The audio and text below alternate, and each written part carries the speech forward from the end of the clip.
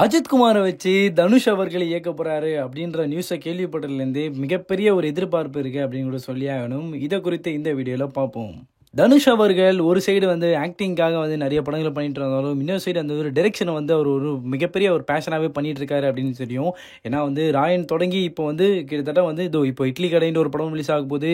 அதே மாதிரி நிலவுக்கு என்னடி கோபம் இந்த படமும் எடுத்து முடிச்சிட்டாரு. ஸோ அதுவும் வந்து ஒரு மாதிரி நல்ல ஒரு விமர்சனமாகவும் நல்லா வந்ததுன்னு கூட சொல்லி ஆகணும். ஸோ இதுக்கப்புறம் வந்து இட்லி படத்துக்கான நல்ல பெரிய காத்திருப்பு இருந்துச்சு அப்படின்னு சொல்லி ஆகணும். அதே மாதிரி இந்த இட்லி கடை ரிலீஸ் ஆகும் போதே வந்து குட் பேட் அக்லி படமும் ரிலீஸ் ஆக போகுதுன்னு சொல்லி நிறைய ஒரு ஒரு சைடு போட்டு இருந்துச்சுன்னு சொல்லுவேன். ஏன்னா வந்து இந்த சைடில் வந்து இட்லி கடை வருமா இல்லை வந்து ரெண்டுமே சேர்ந்து வந்தால் எந்த படம் ஓடும் அப்படின்னும் போது ஓகே குட் பேட் அக்லிக்கு தான் நிறைய ஃபேன்ஸ் அதிகம் அப்படின்ற மாதிரி நிறைய விஷயம் பேசிட்டு இருந்தாங்க.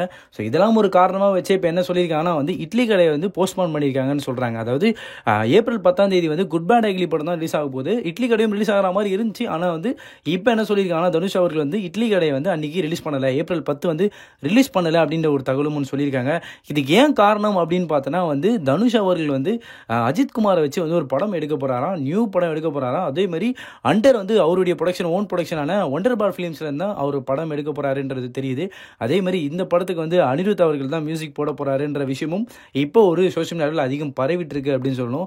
ஸோ வந்து அனிருத் அவர்களுடைய மியூசிக்கலையும் அதே மாதிரி தனுஷ் அவர்களுடைய இயக்கத்தில் அஜித் குமார் அவர்கள் அதாவது தலை அஜித் வந்து நடிக்க போறாருன்னும் போது வித்தியாசமான காம்போவாக இருக்கு. ரெண்டு பேருமே ஆக்டராக இருக்காங்க தமிழ் சினிமாவில்.